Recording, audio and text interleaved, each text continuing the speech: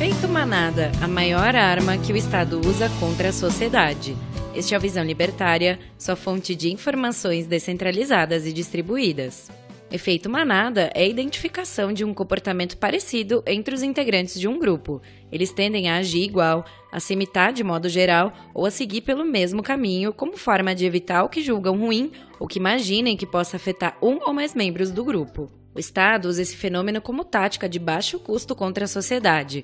Funciona porque as pessoas foram se tornando cada vez mais pacíficas com o fim dos grandes conflitos pela sobrevivência. Como as guerras e grandes predadores do homem já não ameaçam as pessoas atualmente, qualquer ordem que o Estado deseja impor ganhou mais chance de ser aplicada sem muita resistência contra sua força jurídica e sua violência física, pois as pessoas também querem evitar a exposição negativa da punição ao desobediente em questão, porque isso serve de exemplo do que pode acontecer com quem ousar também não acatar as determinações da máfia estatal. Para entender como o efeito manada funciona numa sociedade, precisamos aprender um pouco o significado do termo. Efeito manada é um nome dado graças à semelhança com o que ocorre no reino animal, especificamente com espécies que vivem em comunidades. Nesses casos, é comum todos os integrantes de um grupo, ou manada, seguirem uma mesma direção. É algo instintivo que visa a autoproteção. Pessoas são originalmente anarcocapitalistas e individualistas quando querem resolver os seus problemas do dia a dia. O pouco de coletivismo que usam se restringe a cuidar de sua família e outras pessoas próximas por consenso. A vida em sociedade precisa ter um arranjo que possibilite as pessoas resolverem os seus problemas sem interferências de quem elas não pediram. O Estado se colocou no meio das relações pessoais e impôs a sua forma de lidar com conflitos e externalidades, usando os mecanismos que ele cria e aplica à revelia dos demais, sem usar a gerência direta e consulta dos interessados em encontrar o melhor método para resolver os conflitos.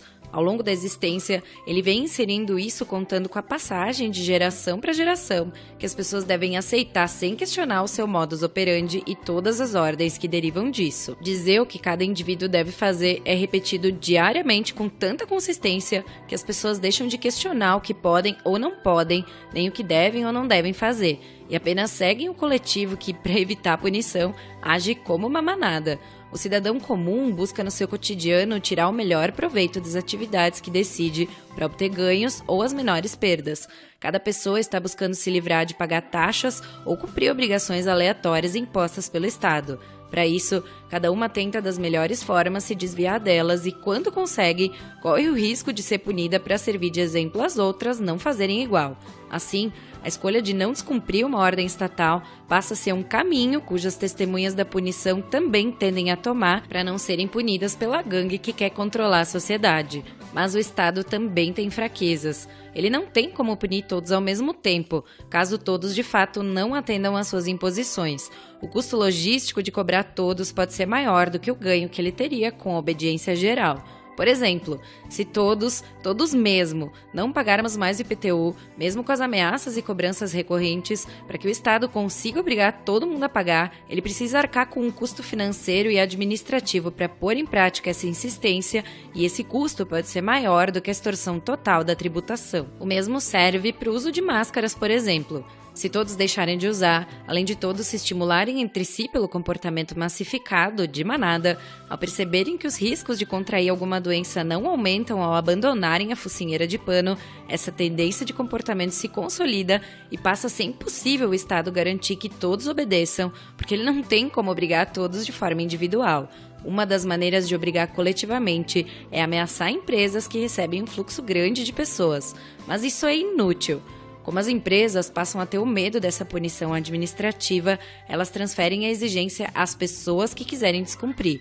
Mas mesmo assim, em locais de pouca circulação e de baixa exposição visual, é muito baixo o risco de receber um capanga da máfia municipal, porque mesmo que ele apareça, só vai conseguir abordar raríssimas empresas. E mesmo que uma empresa seja visitada, no momento em que o capanga vai embora, as outras ao redor podem saber que ele não voltará mais ali porque precisa cumprir a diligência em outros locais. Então, basta cumprir a exigência inócua só quando ele aparece e viver livremente o resto do tempo. O Estado não tem gente suficiente em suas forças de coação para ser capaz de enfrentar uma desobediência coletiva a níveis massivos. É por isso que parte da sua atuação contempla a falsa propaganda de que ele precisa da sua contribuição para que pessoas mais vulneráveis e desfavorecidas sejam suportadas por seus serviços. E aquele papo furado de sempre. Ah, mas nos nórdicos os impostos são altos e os serviços estatais são bons. É? Mas a conta vai chegar, né? E antes, para chegar a isso, esses lugares do mundo mantinham um Estado menor e as pessoas mais livres. Como a relação entre o Estado e o indivíduo é de soma zero, Estado maior significa indivíduo menor. Sabendo disso, o Estado trabalha para que essa desobediência massiva não aconteça. O modo mais usado tende a ser o convencimento, as imposições de regras econômicas e regulatórias em serviços de empresas privadas e para que o uso da força truculenta seja feito só quando nada disso tiver sido suficiente. No imaginário social, ele tenta reforçar a lembrança de que nenhum cidadão deve insurgir contra as ordens estatais sem ficar impune, a ponto de arruinar a vida do cidadão, muitas vezes para sempre. São os filhos da... Honrar a conta do IPTU é um dos maiores exemplos de que a criação do efeito manada funciona, pois ninguém quer perder um imóvel ou a sua residência. Ele usa esse medo para parasitar o povo e as pessoas tendem a achar que não podem reagir, porque acreditam que o Estado poderia punir todos, e mesmo que saibam que não pode punir todos, ninguém quer ser o bode expiatório para ele dizer ao resto que devem cumprir. As pessoas querem viver apenas sob a regência do direito jusnatural e, quando entendem como funciona o Estado, preferem que não seja por um único ordenamento jurídico. Elas querem se proteger o tempo todo de qualquer ameaça, seja alguma de ordem natural ou da que o Estado proporcionar. Cada um de nós tem a capacidade, ou ao menos o instinto natural, de querer se defender e aprimorar isso a cada intercorrência.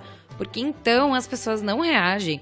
Para que isso possa acontecer, muita gente ainda precisa entender que o Estado não tem como agir contra todos ao mesmo tempo e continuamente. Ele se sustenta nas crenças de que pode punir todos e de que ele seja necessário para a prosperidade. Essas duas coisas são falsas. O Estado não tem força para agredir a todos. O problema é que ninguém quer tomar a frente e começar a puxar o bando.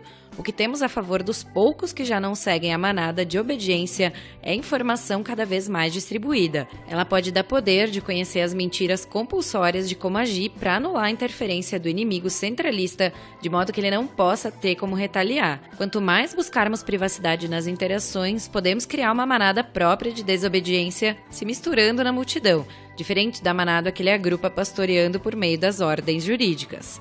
Temos também outros inimigos que usam as mesmas práticas da obrigação e propaganda de serviços que querem tomar o lugar de controle estatal. Nós não estaremos livres de outras ameaças. Elas apenas só não são tão fortes porque também lutam contra o Estado. A nossa liberdade será alcançada não só por agirmos diferente do comportamento da manada controlada pelo Estado, mas sim por métodos que cada um de nós pode fazer visando anular a interferência estatal, como a interação comercial e profissional direta de produtos e serviços, transações monetárias em moeda não estatal e contratos e resoluções de conflitos na esfera privada. Cada vez, por meio de novas tecnologias, será possível passar para o lado de lá da cerca do curral. Obrigado por sua audiência. Esse artigo foi sugerido e escrito por Ciro, Anarcocapitalismo Raiz, revisado por Stanley Calderelli e narrado por Salander, que não é uma adolescente novinha, mas tem 30 anos. Obrigada e beijos. Se você gostou desse vídeo, clique no ícone de curtir abaixo e compartilhe o vídeo em sua rede social. Se você deseja ser notificado de outros vídeos, clique em se inscrever e depois no ícone de campainha. Até a próxima!